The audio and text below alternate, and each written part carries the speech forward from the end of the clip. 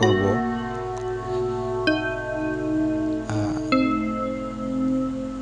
ঘটনাটি খুব হৃদয় বিদারক,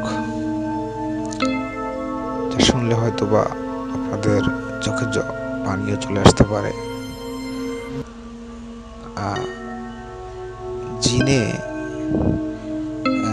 জিনে যদি কোনো মানুষের উপরে প্রভাব বিস্তার করে তাহলে যে কতটা খারাপ অবস্থা হয় সে মানুষটার, সেটা আসলে যে মানুষের জিনে ধরছে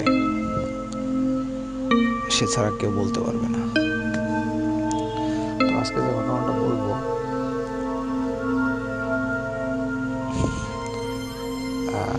ঘটনাটি যার সঙ্গে ঘটেছে সে আমার সম্পর্কে কিছু হয় না, সে বাইরের লোক, একজন মহিলা, তখন সে অবিবাহিত, এখন হয়তো তার বিয়ে হয়ে গেছে, বাচ্চা কাচ্চা হয়ে গেছে। হ্যাঁ, তো সেলিনা আপুর বাসা হচ্ছে গোপালগঞ্জ, আর আমাদের বাসা খুলনাতে। আমি যেখানে থাকি বা আমাদের বাড়ি যেখানে, খুলনা জেলার একটা প্রত্যন্ত গ্রাম বলতে গেলে চলে। বর্তমান সময়ে সেটা এলাকা খুব ডেভেলপ হয়ে গেছে, গ্রাম এখন আর নাই। কিন্তু একটা টাইমে আমরা যখন ছোট ছিলাম তখন আমাদের বাসার সামনে থেকে তাকালে ধুধু প্রান্তর ছাড়া কিছুই দেখা যেত না, কিন্তু এখন আর সেটা নেই। তো আমি ঘটনাটা বলতেছি 2016 সালের। তো আমাদের বাড়ি থেকে একটু বিলের ভিতরে, সেই সময়ের ঘটনা, একটু বিলের ভিতরে, আমাদের বাড়ি থেকে দূর থেকে দেখা যায় একটা ভিটার মতো। তো ওইখানে থাকতো একটা ফ্যামিলি, তারা অনেকদিন যাবত এখানে থাকতো। তো অনেকদিন যাবত এখানে থাকতো, তো তাদেরই আত্মীয় হয় হচ্ছে এই সেলিনা আপু হচ্ছে তাদেরই আত্মীয়। তা আমি সুবিধার ক্ষেত্রে তাদের ওখানে তাদের যে বড় ছেলে আছে তার নাম ধরেই আর কি ঘটনাটা শুরু করতে চাই। তো এবারই বড় ছেলের নাম হচ্ছে বিল্লাল। সেলিনা আপু হচ্ছে বিল্লাল ভাইয়ের খালাতো বোন।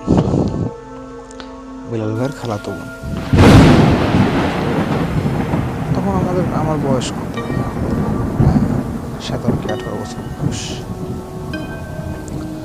তো আমাদের বাড়ি থেকে 4 থেকে 5টা বাড়ি পরে একটা বড় জঙ্গলের মতো একটা ভিটা আছে, বিশাল বড়, অনেক বড় জঙ্গল। তো ওইটা নাম করা ভিটা।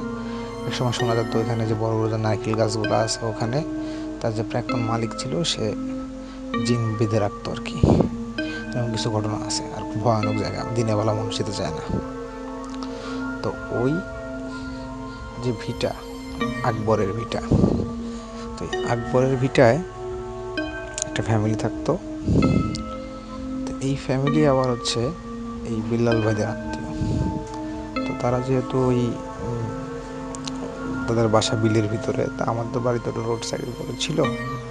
তো হঠাৎ করে শুনলাম একদিন যে আকবর সাহেবের ভিটায় এখানে কবিরাজ বসবে। কবিরাজ কেন আসবে?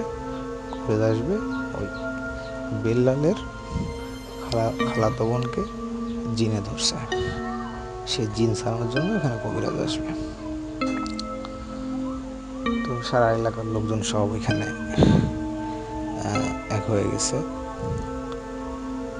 যে জিন কীভাবে সারায় সেটা দেখবে। তো যথারীতি তাকে গোপালগঞ্জ থেকে খুলনায় আনা হলো। খুলনায় আনা হওয়ার পরে 4-5 জন লোকে তাকে ওই বিলবাড়ির থেকে ধরে নিয়ে আসছে। তখন তার উপরে সে পজেস্ট জিন, তার উপরে পজেস্ট, তার ওই অবস্থায় হেঁচড়া করে টেনে হেঁচড়ে নিয়ে আসছে। তো যথারীতি একবার সে বাড়ির যে উঠোন, যে ভিটার যে উঠোনের উপরে তাকে বসানো হয়েছে। তো বসানো হলে যে কবিরাজ আসছে, কবিরাজ তার উপরে সর্বপ্রথম তার যে এক্সপেরিমেন্টগুলো আছে আসনে বসে তাকে বসায় সর্বপ্রথম করছে তার তার গায়ের উপরে এক মহিলারা বলছে যে আপনি ওর গায়ের উপরে এক কলসি পানি ঢেলে দিন। তো তাকে তো আসলে যাকে দিনে পজেস্ট করছে যে সেলিনা আপু, তাকে তো আসলে 4-5 জন ধরে রাখতে পারতেছে না। তো যখন এই কলসি ভরে পানি নিয়ে আসলো, আর ওই কবিরাজ পানিতে কি জানি তার মন্ত্র করে ফু দিল।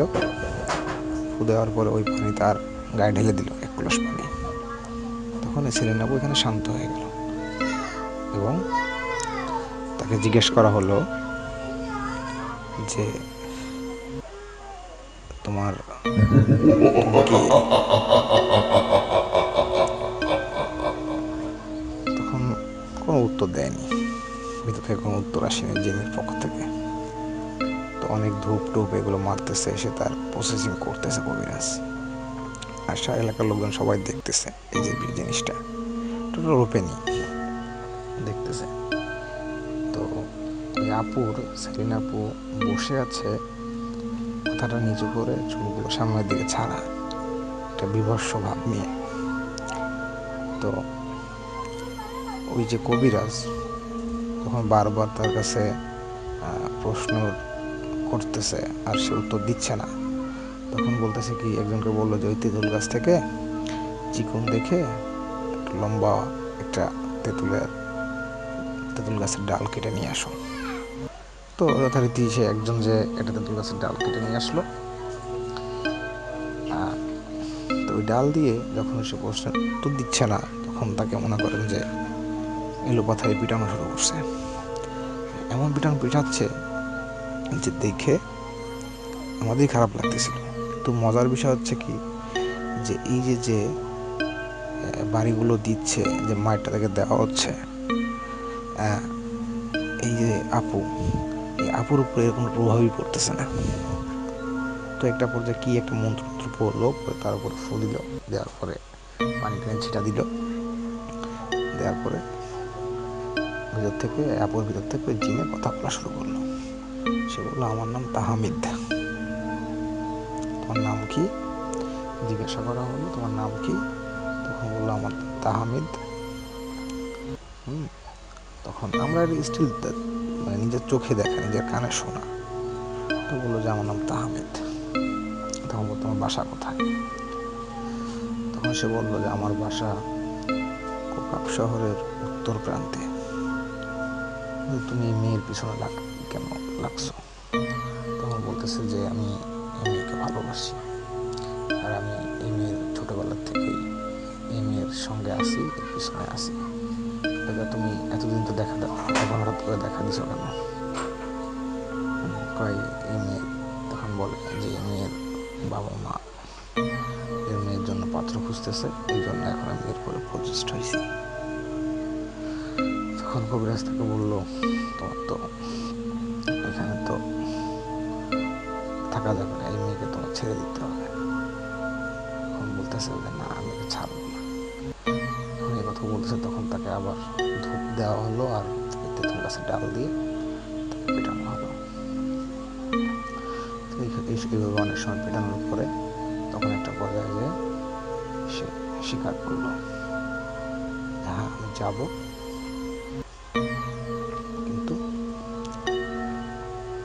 একটা শর্ত আছে। কি শর্ত? যে এই মেয়েদের যে গোপালগঞ্জের যে বাড়ি, ওই বাড়ির পিছনে যে একটা দিঘি আছে, দিঘির কোনো একটা গাব গাছ আছে, একটা বট গাছ আছে। ওই বট গাছের ওইখানে একটা ছাগল জবাই দিতে হবে।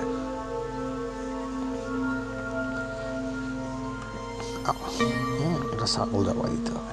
তখন বলতেছে ঠিক আছে, তুমি যাও, তুমি যেটা বলিস করা হবে। তখন বলতেছে যে ঠিক আছে। তো এগুলো বলছে, তখন কবিরাজ বলতেছে যে তুমি যে যাবা, এর প্রমাণ কি রাখবা? তখন জিনে বলতেছে যে আমি যখন যাব, তখন অমুক গাছে একটা ডাল ভেঙে ফেলে দিয়ে যাবো, যাতে আপনারা বুঝতে পারো যে আমি চলে গেছি। তো যথারীতি সেই কাজ। হঠাৎ করে পাশে বড় একটা সিরিজ গাছের একটা ডাল ভেঙে পড়লো, আর সেই সেলিনা আপু ওখানে অজ্ঞান হয়ে ঘুরে পড়লো। ভালো কথা, জিন চলে গেছে। তখন কবিরাজ বলতেছে যে এর উপর থেকে জিন আদৌ চলে গেছে কি না, এই জন্য আমাদের আরেকবার ট্রাই করতে হবে, এরপর এক্সপেরিমেন্ট করতে হবে। তখন যে কথা সেই কাজ, কারণ জিনটা অনেক বদ ছিল। হ্যাঁ, তো ঠিক সে আবার নতুন করে প্রসেসিং শুরু করলো, তার উপরে ঝাড়ফুঁক শুরু করলো। তো এইভাবে ঝাড়ফুঁক দিতে দিতে দিতে একটা পর্যায়ে দেখা গেল জিন যায়নি, জিন তার উপরে আবার প্রজেস্ট, তাকে আবার পেটানো, পেটাতে পেটাতে একটা পর্যায়ে আবার স্বীকার করলো যে হ্যাঁ আমি যাব, কিন্তু ছাগল কিন্তু দিতে হবে, হ্যাঁ খাসি দিতে হবে। তো ঠিক আছে, এবার বলছে এবার তুমি কীভাবে দেওয়া? তখন বলেছে আমি জুতা মুখে নিয়ে দৌড় মারে চলে যাবো।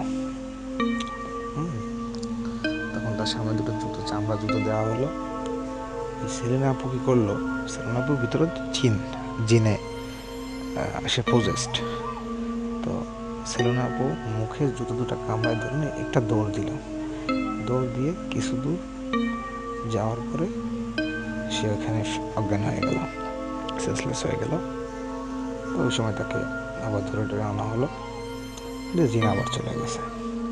জিনটা এতটাই বদ ছিল, তারপরে আবার এক্সপেরিমেন্ট করা শুরু করলো কবিরাজ তাদেরকে।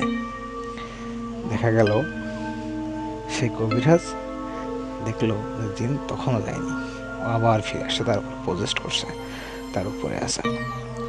তখন বলে যে তোমাকে আর ক্ষমা করা যাবে না, তুমি 2 বার আমার সঙ্গে বেয়াদবি করছো, তুমি আর ছাগলও পাবা না, তুমি আর কিছুই পাবা না, তোমাকে আমি বোতলে বন্দি করবো। যথারীতি কবিরাজ তার ইনস্ট্রুমেন্ট এক্সপেরিমেন্ট করে বোতলে বন্দি করলো। সব কিছুই আমাদের সামনে, হয়তো বোতলে বন্ধ করেছে সেটা আমরা দেখতে পাইনি কিছু, কিন্তু কবিরাজ বললো যে তাকে আমি বোতলে বন্ধ করছি। আর বোতলের মুখটা যখন আটকায় দিছে, তখনই সেলিনা আপু যথারীতি আর একবার ফিট হয়ে গেছে।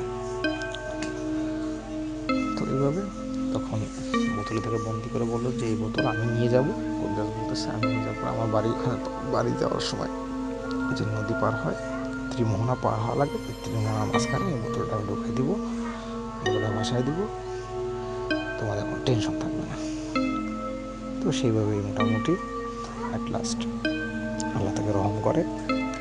তো আমরা তখন ছোট, তো পরবর্তীতেই সেই সেলিনা আপুকে জিজ্ঞেস করলাম, দেখো আপনার যে কবিরাজে যে পরিমাণ পেটাল, তা আপনি কি মোটেও কি আপনার ব্যথা লাগেনি?